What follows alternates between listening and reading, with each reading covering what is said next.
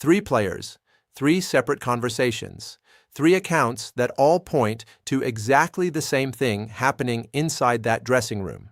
And when you hear what those accounts describe, when you understand the specific nature of what is breaking down between certain individuals inside the England camp right now, you are going to wonder how on earth this team is still standing, because from the outside, England look like a squad. From the inside, according to everything that has now emerged, they look like three different factions sharing a building and pretending to be a team. I'm Sarah, this is Today with Sarah, and I want to be upfront with you about something right at the top of this video. Stories about dressing room dysfunction are everywhere during major tournaments. Every World Cup produces them. Most of them are exaggerated. Some of them are completely fabricated. I know that. You know that, which is why I held this story for 4 days before making this video. 4 days of checking, cross-referencing, and making sure that what I'm telling you today is not just noise, but signal. And what I found after 4 days of doing that work is genuinely alarming for anyone who wants England to do well at this tournament. So let's start at the beginning, because the beginning of this story is not where you think it is. Most people watching this will assume the dressing room problems started during this World Cup, during the pressure, the scrutiny, the specific intensity of a tournament environment where every result feels like a verdict on everything. That is a reasonable assumption. It is also wrong, because the tensions that have now erupted publicly were present long before England's first match at this tournament. They were present in the qualifying campaign. They were present in the friendlies. They were managed, papered over, and carefully hidden from public view by a media operation that is genuinely world-class at controlling the England team's narrative. But cracks do not stay hidden forever, not under this kind of pressure. And the specific incident that blew everything open happened not on a football pitch, but in a hotel corridor at 2 in the morning after England's most recent match. And the three players at the center of what happened in that corridor are names you absolutely know. I am not going to name them in the first segment of this video. I know that sounds like a tease, and it is, but I need you to understand the context first, because the names without the context are just gossip. The names with the context are a genuine crisis story. And this is a genuine crisis story. So here is the context. England's squad for this World Cup was built around a specific tactical vision, a vision that required certain players to accept reduced roles, reduced visibility, reduced involvement, reduced moments of individual glory, in service of a collective system that the coaching staff believed gave England the best chance of going deep into this tournament. On paper, that sounds straightforward.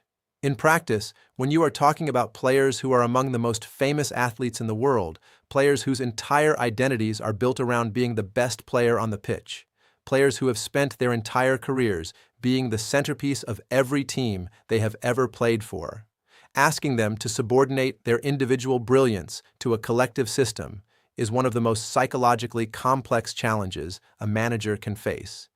And England's manager has been facing it since the squad arrived at their training base. He has been managing egos with one hand and managing tactics with the other. And for the first 2 matches of this tournament, he was doing it well enough that nobody on the outside could see the strain. The results came. The performances were functional, if not spectacular. And the dressing room, whatever was happening inside it, was keeping its problems behind closed doors. And then came the match that changed everything. Stick with me, because this is where it gets real. England's performance in their most recent group match was not what the coaching staff had planned, not what the players had prepared for, and in the specific moments where the system broke down, where the tactical shape collapsed and individual decisions replaced collective ones. The footage tells a story that the post-match press conferences tried very hard not to tell. If you watch that match back and you know what you are looking for, you can see it happening in real time. Players not tracking runs they were supposed to track. Players ignoring pre-agreed pressing triggers. Players making decisions that served their own individual game rather than the team's shape. And on at least 2 occasions that have been frame by frame analyzed by tactical journalists who cover England obsessively, You can see clear, nonverbal communication between players on the pitch that suggests the frustration was not just internal, it was directed, it had a target.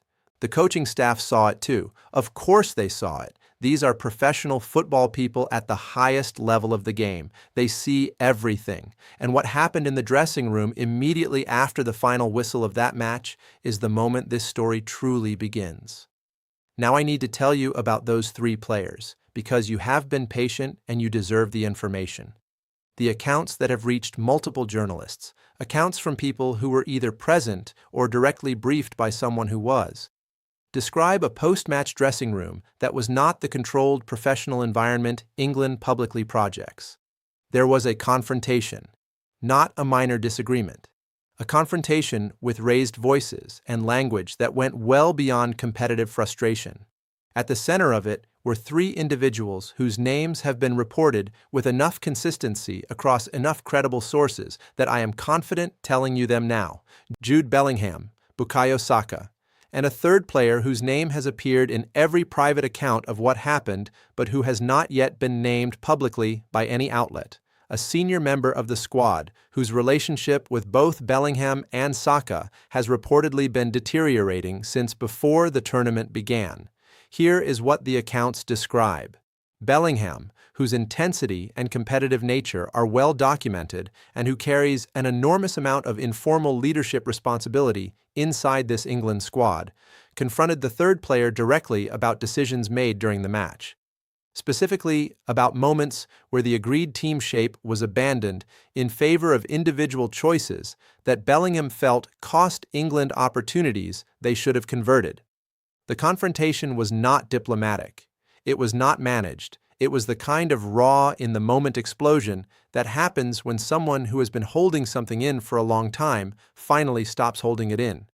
Saka's involvement was different, more measured initially, but when the 3rd player responded to Bellingham in a way that several witnesses described as dismissive, in a way that essentially challenged Bellingham's right to hold him accountable, Saka reportedly backed Bellingham firmly, publicly, in front of the entire group. And that moment of alignment between 2 of England's most important players against a 3rd senior figure is the moment the dressing room effectively split. And here is the part that should genuinely worry every England supporter watching this right now. That split did not resolve overnight. It has not resolved in the days since. The sources who have spoken about this describe a training environment since that incident where the atmosphere is professional on the surface and deeply uncomfortable underneath, where the sessions are completed and the work is done, but the easy trust that teams need in knockout football, the instinctive mutual confidence that allows players to make split-second decisions for each other without thinking, has been damaged in a way that training ground drills cannot repair. Former England players have started speaking, not about this specific incident, most of them are being careful about the details, but about the broader atmosphere around the camp in terms that are notably less positive than the official line. One former international, speaking to a major British outlet, described the current England environment as one where the hierarchy is unclear, and unclear hierarchies in tournament football always eventually produce conflict. That is a precise and deliberate observation from someone who knows exactly what they are talking about. The manager's press conferences have become exercises in studied neutrality that are themselves a form of information. Every answer carefully constructed to neither confirm nor deny. Every question about squad harmony met with the kind of calm that only exists when a significant amount of energy is being spent maintaining it.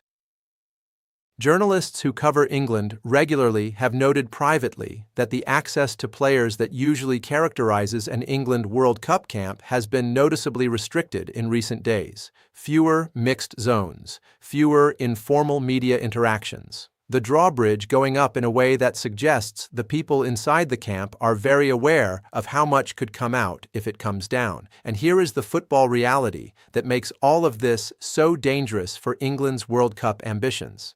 Because ultimately, this is about more than dressing room politics.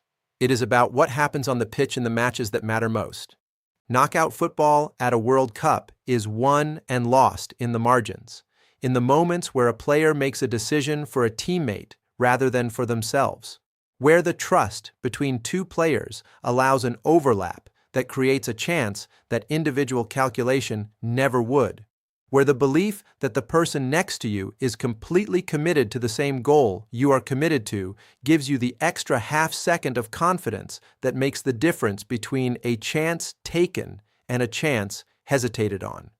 England need all of those things. They need them desperately against the opponents that are coming in the knockout rounds. And right now, based on everything that has emerged from inside that camp, those things are in shorter supply than they should be. Can they fix it? That is the question I keep coming back to. And the honest answer is maybe.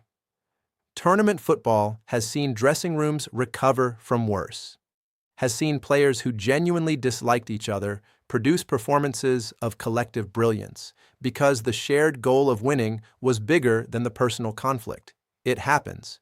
It is possible. But it requires someone inside that camp to take genuine ownership of the situation, not manage neutrality, not press conference diplomacy, actual leadership, the kind that happens behind closed doors and costs something personally. Whether that leadership exists inside this England squad right now is the thing I genuinely do not know. And I think, if you are honest with yourself, you do not know either.